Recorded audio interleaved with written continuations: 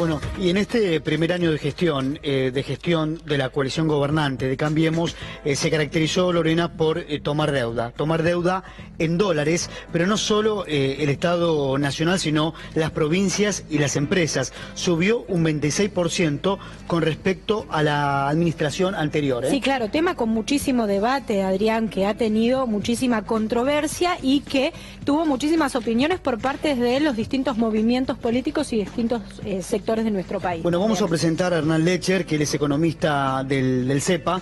Hernán, ¿preocupa que un gobierno tome tanta deuda?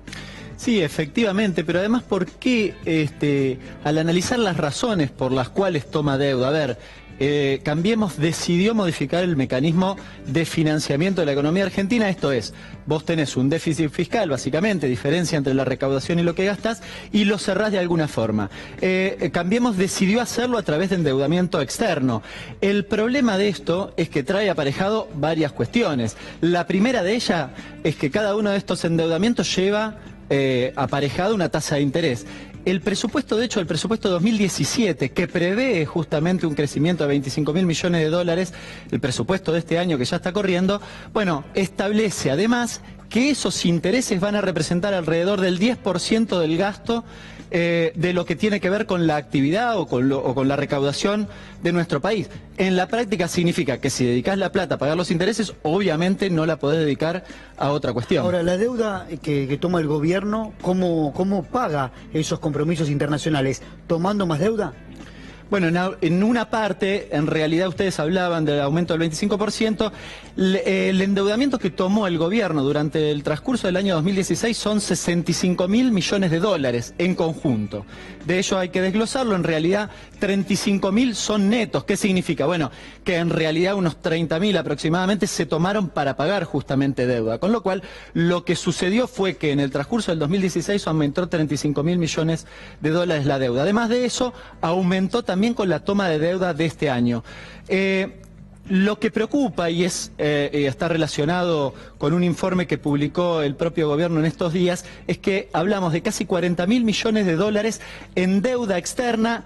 ¿Esto qué significa? Deuda en dólares, pero además de residentes del exterior, de aproximadamente, recién mencionaba, 40.000 millones de dólares. La otra dificultad, recién mencionaba los intereses, para pagar esa deuda vos tenés que hacerte de dólares, con lo cual, bueno, ¿qué haces? O tomás nuevamente deuda, necesitas aumentar la recaudación de todas formas, cosa que no está sucediendo. Las políticas que ha implementado el macrismo tendieron a ser justamente, digamos, a resentir lo que tiene que ver con la evolución de la recaudación, con lo cual estamos pateando para adelante y tapando con endeudamiento una problemática estructural de la economía mucho más importante. Hernán, yendo a la práctica, según un relevamiento del último trimestre del año 2016, recién en el 2017 vamos de un solo mes, solamente sí. Enero, puede ser que 4.692 dólares por argentino se tenga que pagar de deuda. Bueno, tendría que hacer la gente, no soy tan rápido. Lo que sí, lo menciona en términos globales, 7.000 millones en bonos, 6.000 millones a través de los bancos internacionales, 4.000 millones en letes, solo en enero de 2017, en realidad, recién les mencionaba, entre el cuarto trimestre de 2015 y el cuarto trimestre de 2016 aumenta la deuda pública en más de 20.000 millones de dólares, la deuda externa, esto que mencionaba, en poder de residentes extranjeros, a lo cual hay que sumarle justamente estos 17.000 millones que recién mencionaba. Hablamos de un aumento de 40.000 millones en lo que tiene que ver con el sector público. Hernán, pero ¿quién termina pagando esa deuda? El conjunto de los argentinos. A ver, ¿cómo? ¿Por qué? Explícanos. De nuevo, ¿cómo haces para pagar la deuda?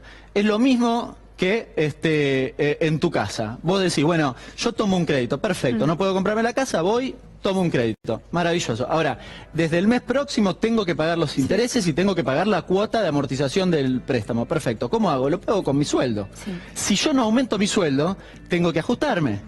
Esto es un poco lo que viene respecto justamente de esa cuestión, que no será inmediato, porque vos podés volver a tomar deuda. De hecho, el gobierno, ¿qué está haciendo? Está garantizándose en estos primeros meses el endeudamiento de todo el año, por eso aumentan las reservas, etcétera. Ahora, igual lo tenés que pagar en el 2017, que tenés 15.000 millones millones de dólares en vencimiento en el 2018, etcétera, y lo tenés que sacar de la recaudación. ¿Qué viene siendo el sueldo para el conjunto de los argentinos? La recaudación, que insisto, a partir de la quita de las retenciones, se redujo sensiblemente, con lo cual vos tenés menos plata, es decir, tendrías menos sueldo para pagar gastos adicionales, básicamente la cuota de una amortización de un crédito. ¿Cuántos años nos puede llevar, Hernán, pagar todo eso? Vos lo pasás a la práctica de un crédito hipotecario, uno lo saca a 10 años, a 20 años. En el caso del país, ¿cuánto tiempo nos puede llevar? En general, bueno, recién mencionaba, 15.000 millones vence en el 2017. En general, eso se va renegociando en virtud de la evolución de tu economía. Es decir, volviendo al ejemplo recién, dependiendo de tu sueldo, vos vas hablando con el banco diciendo, che, mira, este año te puedo pagar esto, este año... Y vas renegociando. Muchas veces esas renegociaciones son onerosas, digamos, porque te cuesta. El caso de lo que fue los fondos buitres. Perfecto, le debíamos. Ahora, lo que finalmente terminamos acordando fue mucho más caro que lo que originalmente había generado esa deuda. Bueno, cuando vos renegociás, muchas veces perdés en el camino. Además de los condicionantes, que esto en general no se suele mencionar. En las últimas emisiones de deuda de bonos que hizo este mes el propio gobierno, hay una cesión de soberanía. ¿Qué significa esto? Que si hay alguna controversia, alguna discusión con los acreedores, no lo discutimos en la justicia argentina, sino en la justicia internacional, que ya sabemos cómo nos ha ido, ¿no? El gobierno de la expresidente entregó un país con un endeudamiento muy bajo, Hernán. 170.000 millones de dólares compatibles a lo que hoy son 211.000 millones de dólares. Fíjense, claro, casi pero así se 40.000. escuchaba, porque las críticas de los partidos políticos al Frente para la Victoria, cuando gobernaba, era, bueno, pero sacan la plata del ANSES, financian los programas sociales con la plata del ANSES. ¿Cuál es la mejor viabilidad, no? ¿Tomar deuda razonable o sacar la plata del ANSES? A ver, si vos necesitas hacer una obra, recién mencionábamos lo de la casa, pero llevémoslo al caso del país. Si vos necesitas hacer una obra y no tenés la plata, bueno, es razonable que vos tomes un crédito. En general, esa obra luego te genera un ingreso adicional que ayuda, facilita justamente el pago del crédito. Lo que está sucediendo durante la gestión de Cambiemos es que ese endeudamiento sirve para tapar el agujero entre la diferencia de la recaudación y el gasto. Claro. Es decir, lo que se llama gasto corriente. Pasa lo mismo en las provincias. Las provincias hoy recaudan menos, tanto por impuestos propios como por coparticipación, entonces se endeudan para hacer una obra, no, para tapar el agujero fiscal. Básicamente no tienen la obra, reciben la plata, la usan para tapar el agujero fiscal, no tienen la obra, no tienen ingresos adicionales, pero se quedaron con la deuda, con lo cual es un escenario realmente muy nocivo. En la Argentina pasó esto y la verdad que no nos fue bien. Se quedan con la deuda y tampoco lo invierten en obras, porque la gente del cotidiano dice, bueno, nos endeudamos, pero ¿para qué sirve esa plata? ¿Para qué la utiliza nuestro país?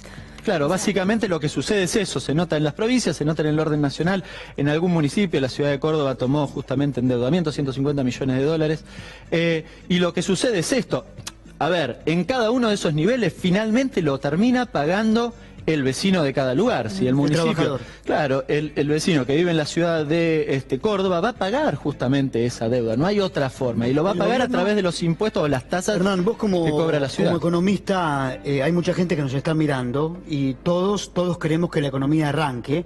La economía aún no arrancó.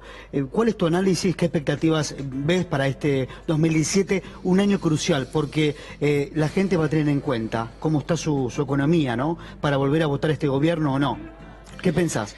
A ver, algunos indicios. Yo, en general, respecto de lo que el Cambiemos menciona como brotes verdes, no veo que haya ningún rebote en lo que tiene que ver con la cuestión económica. Cuando uno compara el 2017 con el 2016, el 2016 es un año malo, entonces algún indicador finalmente te va a dar bien.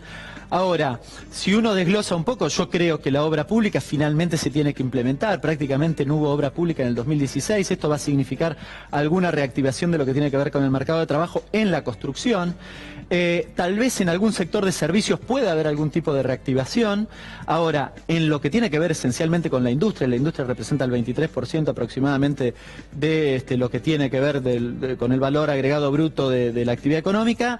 Bueno, allí uno no ve ningún indicio. No vemos indicios, ¿por qué? Porque básicamente hubo una caída muy importante de lo que tiene que ver con el poder adquisitivo a lo largo del 2016 y a lo largo del 2017 está por verse. Ahora, en general la postura del gobierno es más bien de flexibilización laboral, también medida en términos justamente de poder adquisitivo. No necesariamente la discusión paritaria, fíjense lo de petróleo. Petróleo no le dicen, a ver, discutan la paritaria en el orden del 35% o en el 17%. Discutan la que quieran ahora. Va para el trabajador. Claro, pero te saco todos los adicionales que vos cobrabas, con lo cual finalmente vas a perder poder adquisitivo. Bueno, tengo entendido que con el sector petrolero hubo un acuerdo, le quitaron a los petroleros las horas extras que cobraban desde su casa a su puesto de trabajo, y el gobierno les ofreció aumentar un 50% los afiliados al sindicato. Hubo como un ida y vuelta, ¿no? Ese fue el entendimiento. Claro, por eso, pero digo, cuando le quitan las horas extras y los adicionales estos que vos bien mencionabas, eso finalmente se va a compensar con el aumento paritario, con lo cual esa persona va a tener más o menos el mismo salario nominal. No importa ni siquiera cuál sea la inflación es el 10%, va a perder el 10%, es el 17, perderá el 17, es el 30, pierde 30, digamos, ¿no? Esto es un poco la situación que se vive en ese sector bajo la excusa de que hay que explotar vaca muerta, etcétera, etcétera, pero la intención del gobierno es extrapolar justamente esos acuerdos al resto de la actividad económica, con lo cual, ahí de nuevo, si eso llega a suceder, efectivamente lo que va a haber es una caída del poder adquisitivo de nuevo, y eso no va a reactivar la economía, sobre todo el sector industrial. Hernán, en un año de elecciones, ¿de qué manera va a jugar la economía? ¿Qué papel va a tener que tener el gobierno en este caso? Porque la realidad es que fue un papel central, por lo menos en el 2016. ¿Crees que en el 2017 va a ser igual? Y sí, definitivamente. Yo coincido, como decían ustedes, que la evaluación a la hora de poner el voto en la urna va a estar íntimamente ligada con lo que tiene que ver con la economía por dos razones. Primero, naturalmente, por la evolución de la economía en este momento, pero también por todas las promesas que hizo Cambiemos durante la campaña, que finalmente los hizo ganadores, y que, digamos, en la percepción de los argentinos, bueno, allí hay como una cuenta pendiente bien importante, con lo cual me parece que a la hora de emitir el voto también va a haber un análisis de, a ver, con todas estas promesas, finalmente cuáles se cumplieron, qué pasó, y entonces habrá o no una revalidación justamente de esa aceptación electoral. Bueno, nosotros ahora en minutos vamos a hablar con miembros de la CGT. La CGT está preocupada, por lo menos hay una ola de despidos en el país. ¿Vos ves exageración? ¿Hay una ola de despidos? Porque vos hablas con el gobierno y te dicen puntualmente en algunos casos, pero no llamarlo ola de despidos. Insisto que lo mencionaba antes, en realidad el gobierno habla de brotes verdes relacionados justamente con un informe que publicaron en el Ministerio de Trabajo, Triaca, del empleo al mes de noviembre. Si uno desglosa justamente ese informe, encuentra 10.000 empleos en el sector público, 10.000 monotributistas, y en lo que tiene que ver con la actividad privada, digamos que es importante para seguir, solo tenés 20.000 casos, que en realidad cuando los desestacionalizás, ¿qué es esto de desestacionalizar? Le sacás el efecto del momento, te da negativo, te da menos 1.740. ¿Qué significa? ¿Que echaron gente? No, el dato no está mal. Lo que significa es que habitualmente en octubre o en noviembre había contratación de personal, habitualmente sucede, con lo cual cuando vos querés compararlo te das cuenta que no hubo una modificación en la dinámica del mercado de trabajo, y de hecho lo que va a pasar en diciembre es que nuevamente los indicadores le van a dar muy mal. Conclusión, yo no veo, insisto, una modificación en la dinámica del empleo. Estos son los datos que publicó el mismo gobierno, no me estoy refiriendo a algún otro dato. La desestacionalización figura justamente en ese mismo informe que publicaron ellos, no lo invento yo, con lo cual a ello me remito. Y lo que sucede, insisto, a ver, cuando vos vas a cosechar, bueno, contratás gente que no tenías contratada el mes anterior y que no vas a tener contratada el mes próximo, con lo cual te aumenta el empleo. El mes siguiente no los tenés. A esto se refiere la estacionalidad. Como economista y el análisis que estás haciendo, tomé nota recién. ¿Puede haber entonces en 2017 reactivación en algún que otro servicio? En la construcción, finalmente la obra pública quizás va a ser la carta ganadora del gobierno, pero en la industria no ves ahí. En la industria automotriz, por ejemplo. El mismo informe que recién mencionaba, puede haber algún sector que algún mes tuvieron algún repunte de producción, lo que tiene que ver con el sector automotriz, pero es escaso. Ahora, ese mismo informe que recién mencionaba, que menciona el gobierno como brote verde en términos de empleo, habla de 3.113 despidos netos en lo que tiene que ver con la industria. No se ve ningún rebote ahí. Quédate un minuto. Bien. Bueno, nosotros vamos a hablar de un tema que tiene que ver, sí, con las automotrices. Por eso está en línea ya Leonardo Almada, es representante de SMATA, con quien vamos a tener esta comunicación telefónica. ¿Qué tal, Leonardo? Te saluda Lorena Cerini y Adrián Salonia. ¿Cómo le va? Buenas tardes. ¿Qué tal? Buenas tardes. Bueno, la realidad, como lo dice nuestro graph, están suspendiendo trabajadores por un año. ¿Qué nos podés decir con respecto a esto? Sí, yo primero quería aclarar que yo soy de Mata, Córdoba, y me gustaría hablar más del sector dentro de nuestra provincia, que más que a nivel nacional. Lo cierto es que la industria automotriz no ha repuntado, ha tenido una baja considerable el año pasado, y el problema que también vemos como muy negativo es que se vende mucho pero se produce poco en el país, y eso tampoco nos ayuda a nosotros como mecánicos, ¿no? Como de la industria automotriz. Leonardo. Es una complicación y es la realidad. Podemos decir que hay brotes verdes y que se vende mucho, pero se produce poco. Leonardo, la información que nos llega es que, por ejemplo, la automotriz Fiat tiene sus empleados, pero los hace trabajar solamente 3 veces por semana. ¿Este dato es correcto? Sí, ha sido un año muy preocupante para los compañeros de Fiat. Se han ido muchos compañeros con retiro voluntario y han trabajado muy poco, más sobre el final de año, y van a volver el 8 de febrero a trabajar los compañeros, y van a estar en la misma situación en la que salieron, ¿no? Leonardo, ¿qué hablan ustedes desde SMATA o qué posible solución pueden verle a esto que planteaba Adrián y a lo que sucede en la industria automotriz, que no repunta, que no hay un alza en este sentido? Lo que primero tenemos que ver es que debemos fortalecer el mercado interno, porque si se mueve la economía puertas adentro, se va a producir y se va a vender. Después no podemos desconocer que nuestro socio fundamental o principal, que es Brasil, tiene problemas serios en cuanto al consumo. Y eso no es algo que nosotros podamos solucionar, sino que la crisis es global. De todos modos, creo que se descuidó el mercado interno, porque hay una realidad que no podemos dejar pasar por alto. Cuando asumió el gobierno de Mauricio Macri, se aumentaron los precios de todos los autos que más se vendían. Y eso modificó el estatus del consumo que se venía produciendo con una cantidad de vehículos y con un ranking de ventas que posicionaba siempre en los primeros lugares a los autos chicos, que son el inicio de comercialización, digamos, el primer auto que uno se compra.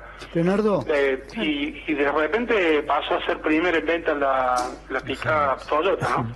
Claro, porque no hay rango de comparación, no sé, Leonardo, corregime vos ahí, sos el que sabe, entre quizás un vehículo chico y un vehículo un poco más grande, como decís vos. Uno iba a comprar antes, por ejemplo, en la línea Ford, los autos más chicos, los primeros autos, y tenías una diferencia. Ahora la realidad es que comprar un auto 0 kilómetro es sumamente complicado, uno lo ve en la práctica también. Es que ni bien, o sea, a fines del 2015, los primeros meses del 2016, aumentaron arriba del 40% los vehículos chicos. Claro. De todas las marcas, ¿eh? No estamos hablando solo de Ford, ¿eh?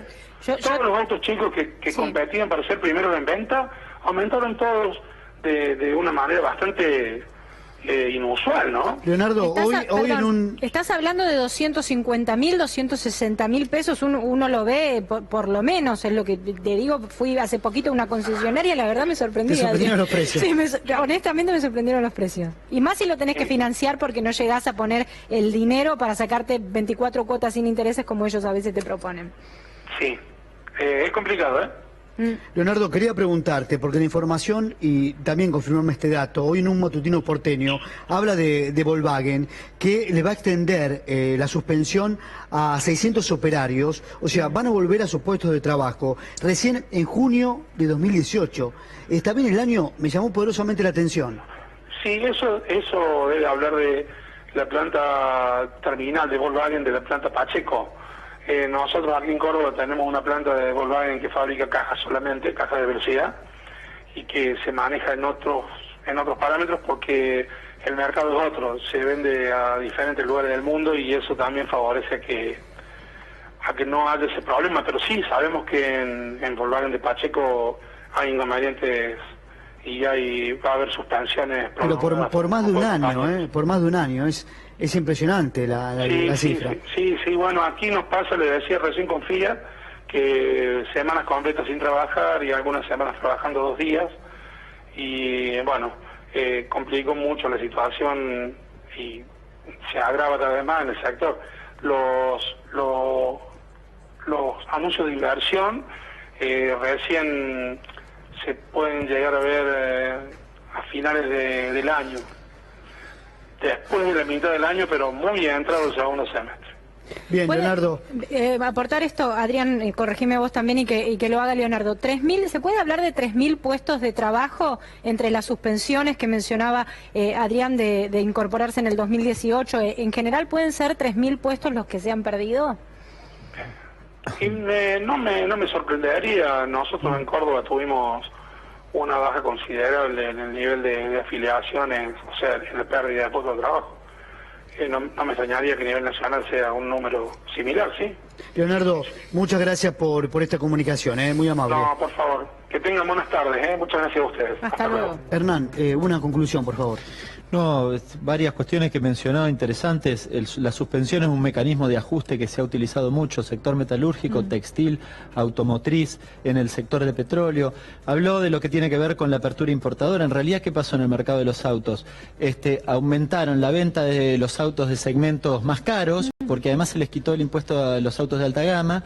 Aumentaron los precios de los autos más baratos, entonces se vendió menos, cayó la venta incluso de los autos usados, con lo cual es un mercado eso te iba a complicado. decir, ni siquiera hay muy poca diferencia entre un auto usado y también el 0 kilómetro, que bueno, igual es un precio, lo dije, lo fui a ver, me parece un precio descomunal. Por ahí para el poder adquisitivo que uno está teniendo, por más que lo financien, son muy altas las cuotas. Sí, definitivamente, y además esto que mencionaba antes, a vos te cayó en términos relativos tu salario, con lo cual es muy difícil que pagues las cuotas del nuevo, que logres juntar la plata para el usado, etcétera, etcétera. Eso se ve lamentablemente en los indicadores y que finalmente se refleja justamente en el derrotero de la situación del empleo en el sector automotriz. A nosotros nos da arriba de 3.000 los despidos, entre despidos y suspensiones. Suspensiones solas, en el conjunto de las actividades son 40.000. La automotriz, Fiat, Volkswagen, Ford, todas han suspendido. Honestamente asusta. Sí, porque además esa persona no sabe, digamos, no está ni despedida, entonces no va a buscar trabajo, pero no llega a fin de mes porque le pagan el 75% de su salario. Bueno, está en una situación realmente muy traumática en materia de empleo, ¿no? Bueno, lo decía para cerrar Sergio Massa, cuando uno le hace una entrevista, él señala que cuando él conversa con la gente, la mayoría de las familias le dice de clase media, media baja, que no llegan a fin de mes. Esto es una gran dificultad en general en el bolsillo, no solo la caída de lo que tiene que ver con el salario, sino algunos aumentos que están anunciados a futuro, uno que arranca el lunes que tiene que ver con los aumentos de los servicios, con lo cual lamentablemente uno prevé también allí una pérdida de lo que tiene que ver con los ingresos en general, de los registrados, no registrados, a futuro, y la verdad que uno no tiene una mirada muy positiva respecto del devenir de las mayorías populares en nuestro país. Bueno, veremos también qué pasa con el aumento de las tarifas, porque vos hacés referencia al aumento de la luz. Así que, si te parece, vamos a compartir un informe, un aumento más, nuevamente tarifas en la mira. A ver.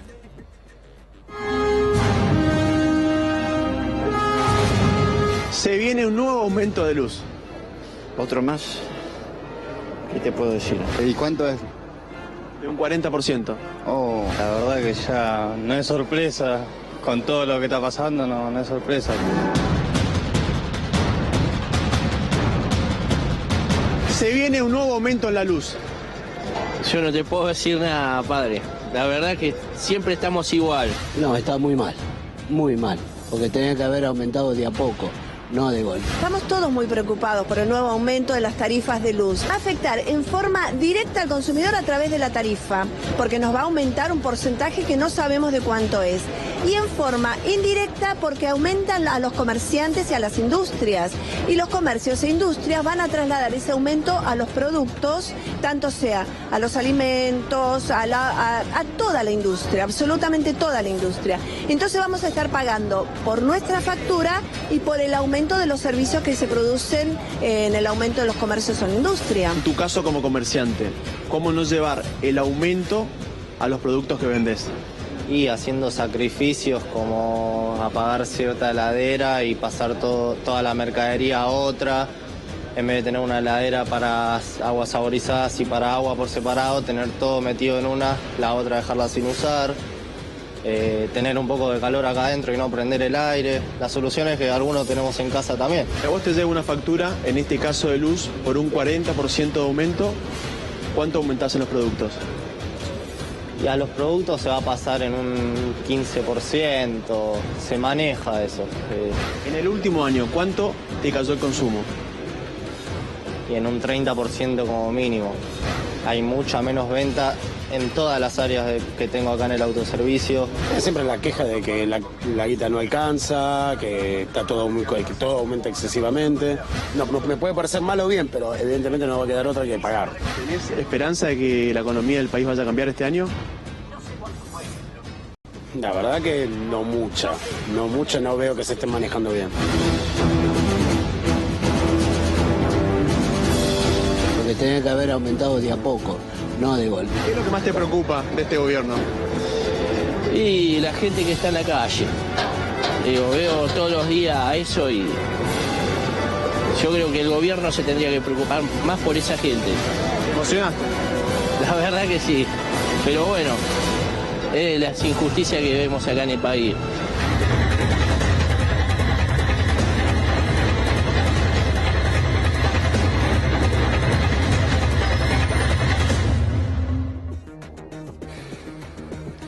Bien, nuevo tarifazo, luego vamos a hablar de este tema. Lo despedimos a Hernán y le agradecemos mucho para tratar de ayudarnos a entender un poco más la economía. Gracias, Hernán. Un placer.